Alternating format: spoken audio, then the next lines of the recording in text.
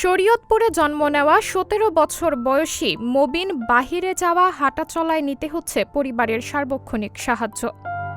কোটা সংস্কার আন্দোলনে দুই চোখে গুলিবিদ্ধ হয়ে চিকিৎসার অভাবে প্রায় হারাতে বসেছেন তার চোখের আলো। তার এই অনিশ্চিত ভবিষ্যৎ নিয়ে দুশ্চিন্তা দরিদ্র পরিবারটির।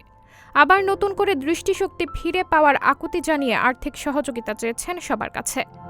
শরীয়তপুরের ডেমুরা উপজেলার বড় শীতলকুড়া এলাকার বাসিন্দা মবিন, মৃত মোফাজ্জল হোসেন ও নাজমা বেগম দম্পতির ছোট ছেলে মবিন। বাবা মারা যাওয়ার পর সংসারের আর্থিক সচ্ছলতা ফেরাতে কয়েক মাস আগে ঢাকার উত্তরা রাজলক্ষ্মী এলাকায় কম্পিউটারের দোকানে চাকরি নেন মবিন। দেশজুড়ে যখন বৈষম্য বিরোধী ছাত্র আন্দোলনের উত্তাপ ছড়াচ্ছে, আর তখনই পরিবারের কথা উপেক্ষা করে শিক্ষার্থীদের সঙ্গে মিছিলে অংশ নিয়েছিলেন এই মবিন। গত মাসের ১৮ তারিখ বেলা ১১টার দিকে মিছিলটি উত্তরা থানার দিকে এগোলে হঠাৎ আইনশৃঙ্খলা রক্ষাকারী বাহিনীর বৃষ্টির মতো গুলি ছোড়ে। অন্তত ২০০টির বেশি ছররা গুলি এসে বিদ্ধ হয় মবিনের মুখমণ্ডল জুড়ে।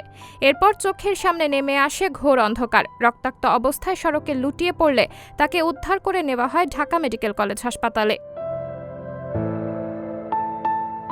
গত এক মাস ধরে দরিদ্র পরিবারটি শুধু চিকিৎসা বাবদ ব্যয় করেছেন অন্তত ২ লাখ টাকারও বেশি। তবে বর্তমানে আর্থিক অসচ্ছলতার অভাবে থেমে যায় মবিনের চিকিৎসা।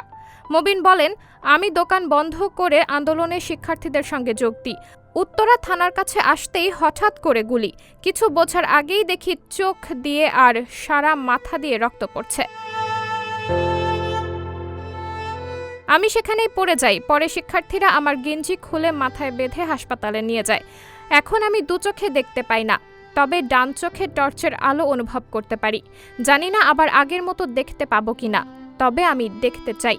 মবিনের মা নাজমা বেগম বলেন, আমাদের সহায় সম্বল যা ছিল তা বিক্রি করে চিকিৎসা চালিয়েছি। এখন আর সম্ভব না, তাই আপাতত চিকিৎসা বন্ধ।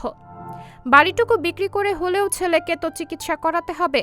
যদি সমাজের বিত্তশালী বা সরকারিভাবে আর্থিক সাহায্য পাই, তাহলে আমার ছেলের চিকিৎসা করানো যাবে। সাবরিনা জলিল, সবার কথা।